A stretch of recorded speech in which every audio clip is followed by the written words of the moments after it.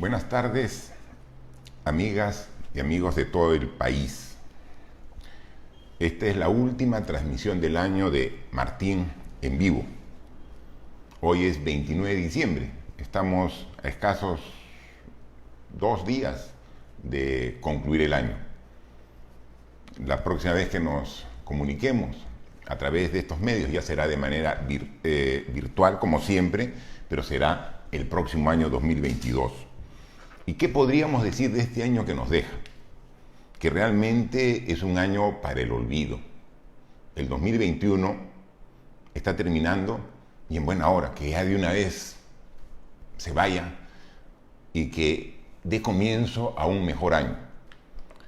El 2021, se mire por donde se mire, ha sido un mal año.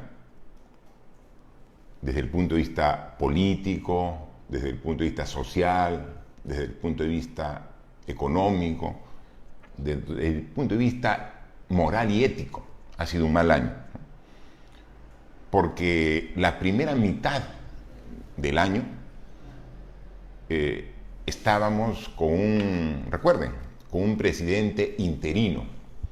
¿Y por qué? Porque lo había elegido el Congreso de la República, porque en noviembre del año pasado las fuerzas oscuras, los intereses subalternos, los objetivos particulares de los partidos políticos dieron un golpe de Estado el 9 de noviembre del año pasado y vacaron al presidente en ejercicios que en ese momento desempeñaba el cargo, que era quien habla.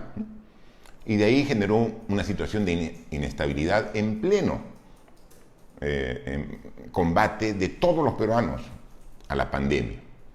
Hubo un presidente que estuvo 6 días, luego la población se movilizó masivamente y finalmente el Congreso tuvo que buscar a otro congresista para que pueda culminar la gestión de gobierno hasta el 28 de julio de este año. Entonces nos agarra el año 2021, este año que va a terminar, con un presidente interino, con un Congreso que ya no tenía legitimidad, precisamente por los actos que había tomado y que masivamente la población salió para descalificar. Así empezamos este año, con el COVID todavía en gran proporción, en una segunda ola que generó incluso muchos más infectados y más personas que murieron que en la primera ola. Así nos encontró el año 2021. Y comenzamos con una campaña electoral para elegir las nuevas autoridades en el Congreso y en el Ejecutivo, es decir, el nuevo presidente del Perú, una campaña muy confrontacional, donde en vez de ideas, lo que se planteaban eran insultos. En vez de propuestas, lo que se escuchaba eran amenazas. Y entonces teníamos que escoger entre el miedo y la intolerancia, ¿no? Qué difícil situación que tenemos siempre los peruanos. Y fue una campaña que culminó en una primera vuelta eligiendo a los congresistas, en los cuales siempre agradezco a la población porque tuvo confianza en quien habla para elegirlo congresista con la más alta votación de todo el país. Sin embargo, el mismo Congreso que generó la inestabilidad con la vacancia, no contento, continuó con su venganza política y de manera absolutamente ilegal e inconstitucional en el mes de abril, ya después de haber sido elegidos, determina que no podemos asumir el cargo, ¿no?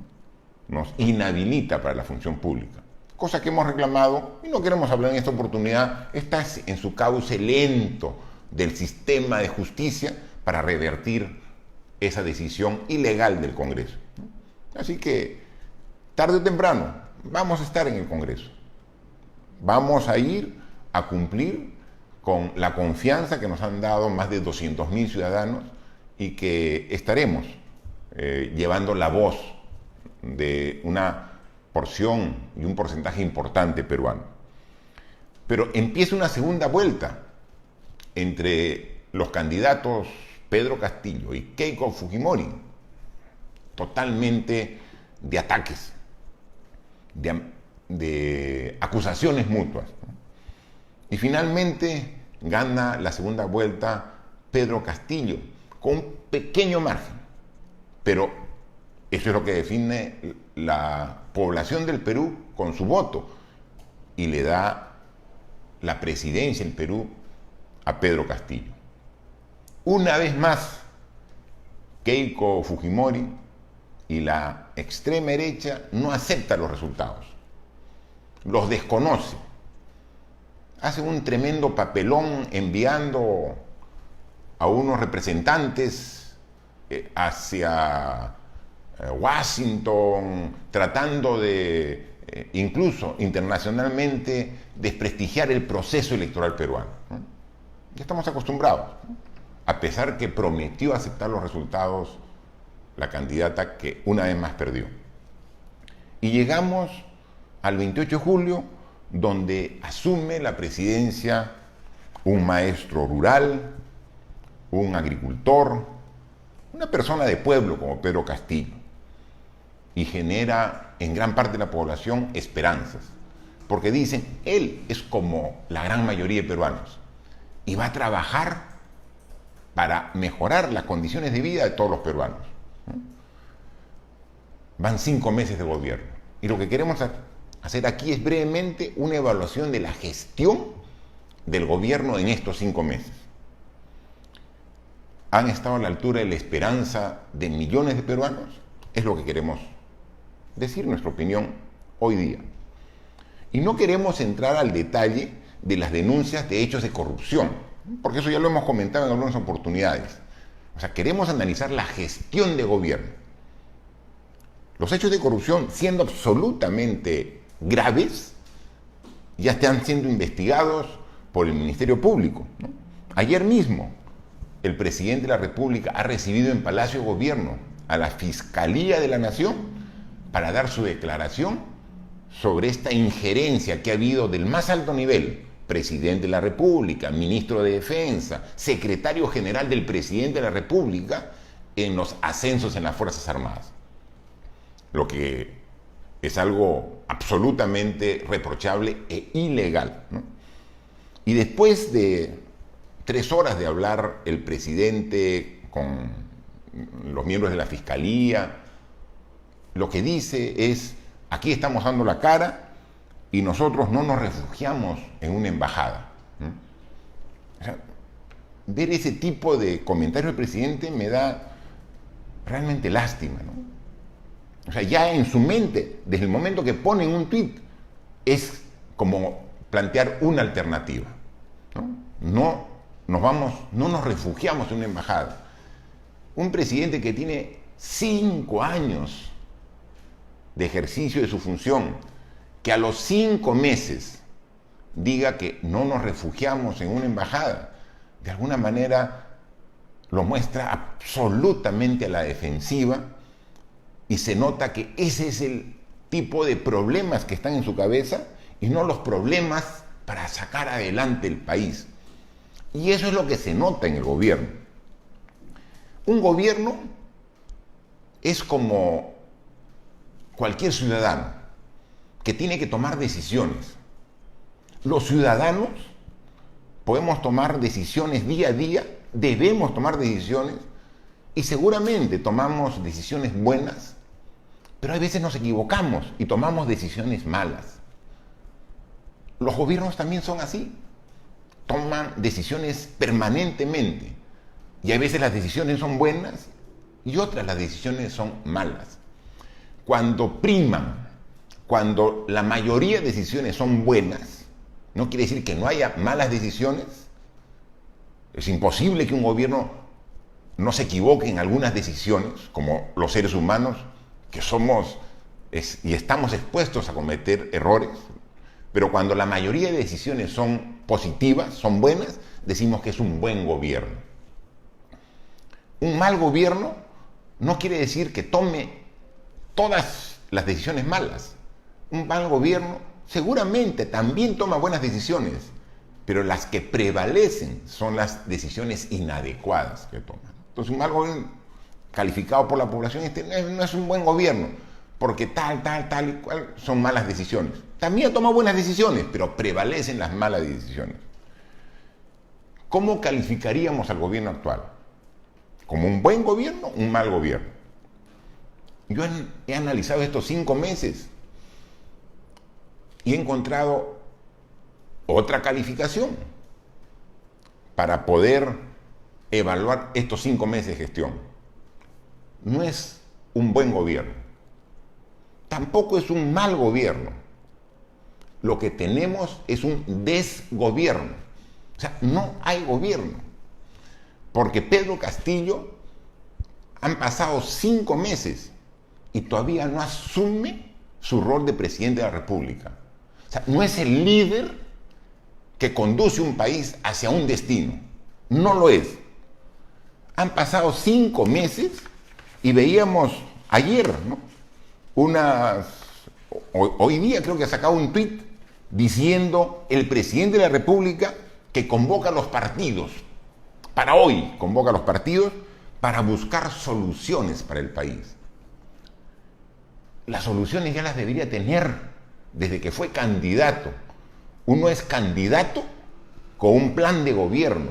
Ya tiene las soluciones que hay que afinarlas, que hay que ajustarlas, pero ya presenta soluciones.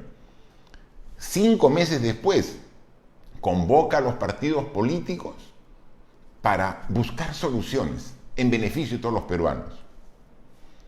Es un reconocimiento de que está sin rumbo. Es un reconocimiento que en estos son 5 meses perdidos, porque no ha tomado ni buenas ni malas decisiones. No ha tomado decisiones. No hay gobierno. Tenemos un presidente ausente. Y se nota en cada uno de los sectores. Tenemos una acefalía, es decir, no hay cabeza. O sea, nos está conduciendo no una cabeza, está conduciendo un sombrero. Eso está conduciendo al país. Y veamos y analicemos rápidamente algunos sectores. Educación. Siempre hemos dicho y hemos escuchado decir que la base del desarrollo sostenible es la educación de una sociedad. Que no hay desarrollo, no hay progreso si la sociedad no tiene una debida educación. ¿Y qué vemos? ¿Cómo está siendo tratada la educación por el Ejecutivo y por el Congreso de la República? Como que no importara nada. El Ministerio de Educación en 5 meses ya ha tenido 3 ministros de Educación. Y pareciera que lo más importante para el ministro es qué sindicato prevalece. ¿El FENATE o el SUTEP? Esa es la pelea y esa es la prioridad. La prioridad son los alumnos. La prioridad es las horas de clase. La prioridad ahora es la presencialidad. Esa es la prioridad. No a qué sindicato de profesores vamos a respaldar y fortalecer. No. Los estudiantes del Perú son los que prácticamente los únicos que a la fecha terminan el año 2021 sin clases presenciales. Los países vecinos ya tienen clases presenciales. Se entendía que el año 2020, por la dureza de una pandemia que recién atacaba a todo el mundo, generó los cuidados del caso y esta actitud de cuidar a la población manteniéndose en casa. Pero en la medida que ya se comenzó a vacunar, como se ha dado en este año, en todos los países ya han comenzado con los cuidados del caso a regresar a los colegios, menos en el Perú. Y ahora como gran cosa, dice a partir de marzo, pero 4 horas. La jornada de estudio es 4 horas. No sigamos castigando a la sociedad a la niñez y la juventud, dejando de lado su educación. Por favor, señor presidente, señor ministro, otra muestra es cómo se ha afectado con decisiones del Congreso, se está pretendiendo afectar la SUNEDU, la reforma de la educación. Y para el gobierno, bien, gracias, no encuentra la educación al gobierno en su aliado para defenderla ante los intereses mercantilistas y particulares de algunas bancadas del Congreso. Entonces, en educación, realmente estamos mal. Y esto, que había una confianza porque el presidente es docente. Y pensábamos, todos los peruanos, que iba a dar una atención para mejorar la calidad de la educación, lo que hemos visto que por el contrario se está dejando de lado. En el tema económico, el ministro infla el pecho, y lo hemos escuchado nuevamente hoy en una conferencia que se está dando en este momento en la PCM, en la Presidencia del Consejo de Ministros. Por eso disculpen, nosotros siempre tratamos de ser muy rigurosos, empezar a la hora que nos comprometimos, y dijimos a la 1, pero justo a la 1 empezó una conferencia de prensa de los ministros después del Consejo de Ministros que tienen los miércoles, ¿no? Dijimos, quizás sea importante para comentar un tema relevante, ¿no? Pero escuchamos 15 minutos y no escuchábamos nada relevante, así que, con las disculpas escaso, empezamos con ese desfase, esta transmisión. Y el ministro toma como suyo el hecho que la economía este año va a crecer 13%, ¿no? Cuando la que conozca lo básico de economía sabe que es el rebote de la contracción económica que hubo el año 2020, precisamente por el COVID, ¿no? Vamos a ver la capacidad de gestión de este gobierno en materia económica el próximo año. Ahí el 2022. Ahí sí veamos si es 13%, o 10%, u 8%, o 5%. Vamos a ver cuál es. La proyección actual es alrededor de 3 a 4%. Y requerimos crecer más del 5%. Entonces, ¿qué nos propone en economía para que este crecimiento inercial proyectado para el próximo año de 3-4% aumente con medidas del gobierno a porcentajes mayores del 5%? Ahí vamos a ver la capacidad de gestión económica del gobierno. Porque si no, va a crecer 3%, y ahí vamos a notar del 13% de crecimiento en 2021, una caída de 10% se va a notar en 2022. Cada punto porcentual son miles de puestos de trabajo. Pero para eso, para que crezca la economía, requerimos inversión pública y privada. ¿Y qué está pasando en nuestro país? Está disminuyendo parte de la inversión privada precisamente por la dejadez del gobierno. La ministra, presidenta del Consejo de Ministros, va a Ayacucho y dice que va a parar 4 minas. El ministro de Energía y Minas no le presta importancia a un reclamo de comunidad de Chumbivilcas. Bloquean de manera extensa en el tiempo el corredor minero, dando lugar a que la mina más grande del país, Las Bambas, paralice. Son cerca de 40 millones de soles al día que pierde el Estado y también la región Apurímac, porque parte de eso regresa para la región. Todos los días, 40 millones de soles por esta paralización. ¿Y qué decisiones se están tomando para revertir esta situación?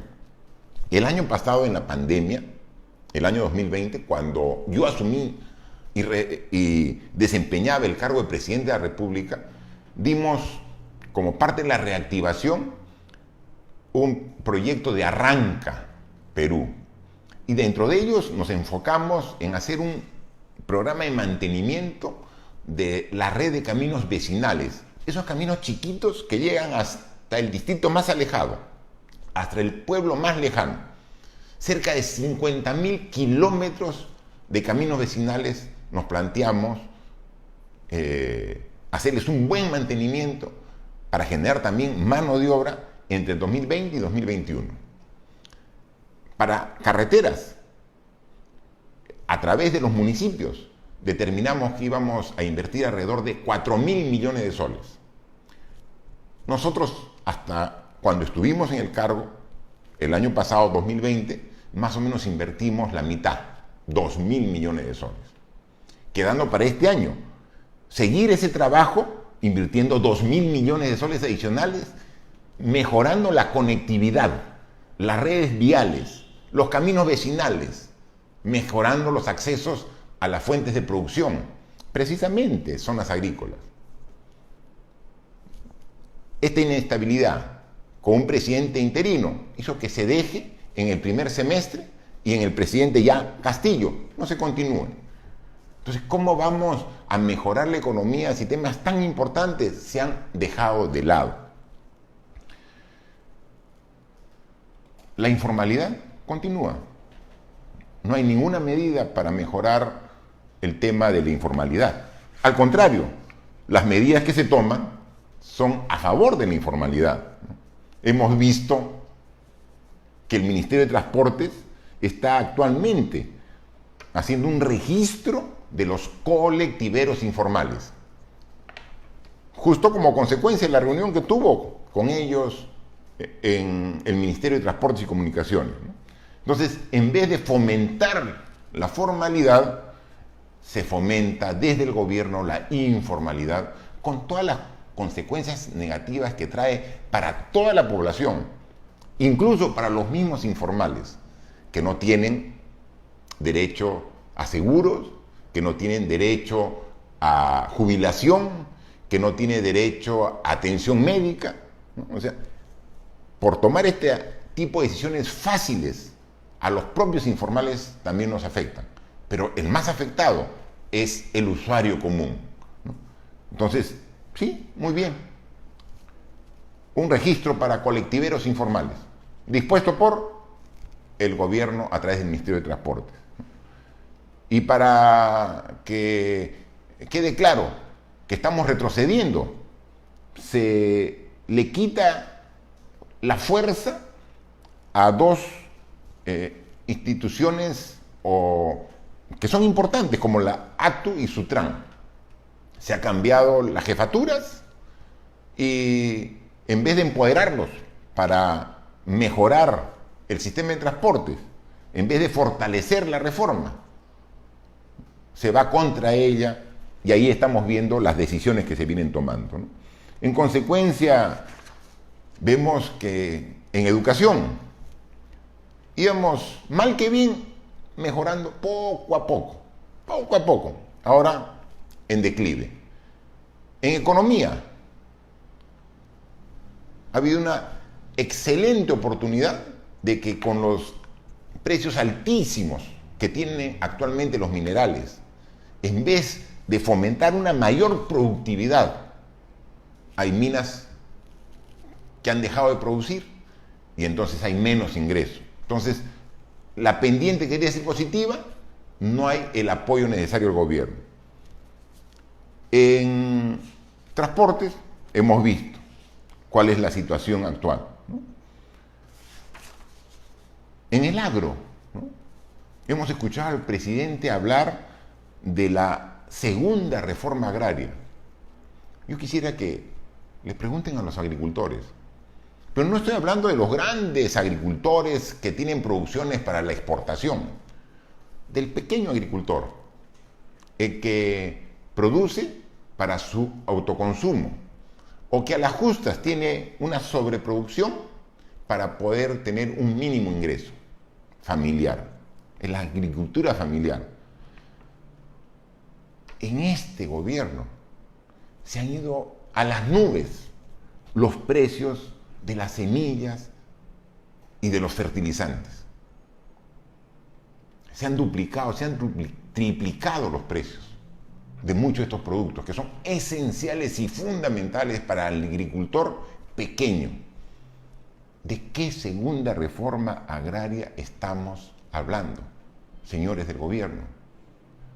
Si las carreteras de conexión que tenían que continuar este año se ha paralizado, si los costos de producción ahora son tan altos que la venta del producto no alcanza ni siquiera para recuperar lo que han invertido.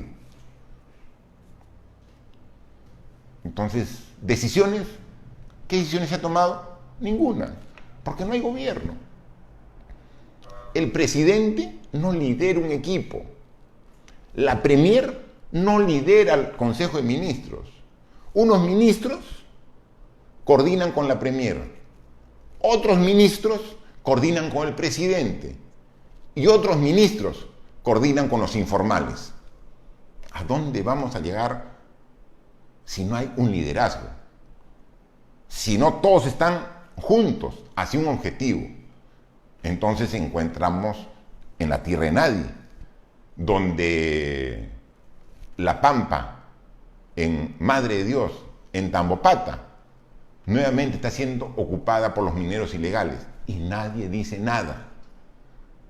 Esos mineros ilegales que están contaminando nuestra Amazonía con mercurio y que nosotros lo habíamos sacado, esas 10.000 hectáreas que quedaron limpias de minería ilegal, nuevamente están siendo ocupadas por la minería ilegal y todos los males colaterales sin que nadie diga nada. Y, bien, gracias. ¿Y la delincuencia? ¿Qué estamos haciendo respecto a la lucha contra la delincuencia? No decimos que hace 1 año, 2 años, 3 años no había delincuencia. Había, obviamente, y era un problema importante. Pero este último año, precisamente por los otros factores, la delincuencia también se ha incrementado y no hay una capacidad de respuesta adecuada del gobierno. Vean ustedes un noticiero en cualquier canal de televisión. El 90% del noticiero son robos, asaltos, sicariatos, en todas sus modalidades.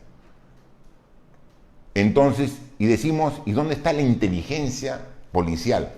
¿Dónde está el patrullaje integrado? Ese trabajo conjunto entre el municipio y la Policía Nacional. Escuchamos a los propios ciudadanos que han sido víctimas de la delincuencia sentirse absolutamente desamparados. Y en muchos casos ya están llegando al extremo de tomar justicia por sus propias manos. Cosa que es sumamente peligroso, porque eso puede llevar ya a una anarquía, que no es lo que queremos en un Estado civilizado, como es el que nos merecemos. Por eso, lo que quisiéramos y le pedimos a nuestras autoridades que se puedan enmendar rumbos este próximo año 2022. Que este 2021, con todos sus problemas, termine de una vez y que el presidente de la República, con su gobierno, encuentre un camino el cual todos los queremos apoyar. Sin todos los escándalos de corrupción que hemos apreciado, con medidas claras en los sectores sociales, salud, educación, con medidas claras en los sectores que son productivos, agricultura, producción, pesca, en los sectores de inversión, carreteras, viviendas, agua, desagüe, metas claras, objetivos definidos, liderazgo, trabajo en conjunto y un Congreso que deje de actuar en función del beneficio propio, pensando en el mediano y largo plazo. Proyectos como la reforma pensionaria, ¿no? Proyectos que piense en las futuras generaciones o en todos los ciudadanos que tarde o temprano vamos a necesitar de una pensión y que ahora un gran porcentaje no la tiene. Ver cómo integra el sistema de salud que es tan dispar en región a región o dentro de la misma región. Mejorar y atender la salud no solamente es atender la coyuntura de tener las vacunas necesarias, que es importante, pero la salud de la población es mucho más que contar con vacunas.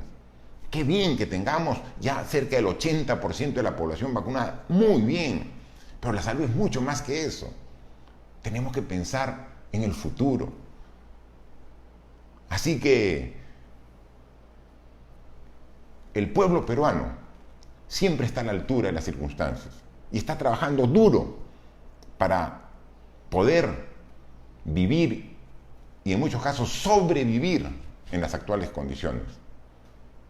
Para ellos, nuestro reconocimiento, nuestro apoyo y pedirles la renovación de este esfuerzo, este entusiasmo, de esta esperanza para el próximo año. Y a las autoridades pedirles un acto de constricción, un análisis reflexivo, un análisis autocrítico, viendo todos estos problemas que la población lo está viendo a diario, para que haya una corrección de rumbo. El Perú es un país de enorme potencial, es un país riquísimo, comenzando por su propia gente, por sus recursos naturales, por su enorme potencialidad en todos los aspectos. Queremos nada más autoridades que permitan que ese potencial se traduzca en una mejora del nivel de vida para los peruanos. Todos pongamos de nuestra parte. Donde estemos. Nosotros lo estamos haciendo aquí, analizando la situación y también con muchos peruanos y peruanas que quieren realmente enmendar rumbos y que no están pensando en estas peleas diarias de izquierdas y derechas, sino quieren el progreso del Perú. Estamos tras la formación de un nuevo partido político, Perú Primero.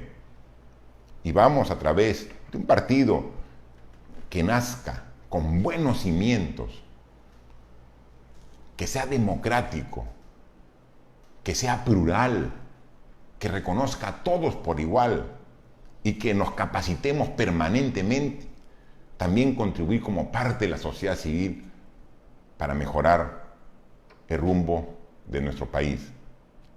Les deseo a todos realmente que el próximo año sea mejor que este difícil y complejo año 2021.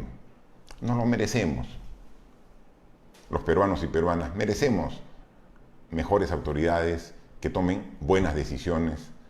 Yo estoy seguro que si todos presionamos para que así sea, tienen que corregir el andar y buscar el rumbo que todos estamos esperando. Así que un abrazo a todos ustedes a la distancia, agradecerles sus permanentes muestras de apoyo, de respaldo, y que juntos, yo estoy seguro que vamos a forjar un año 2022 mucho mejor que este año 2021 que nos está dejando. Felicidades para ustedes, para su familia y para todos sus seres queridos. Buenas tardes y hasta el próximo año.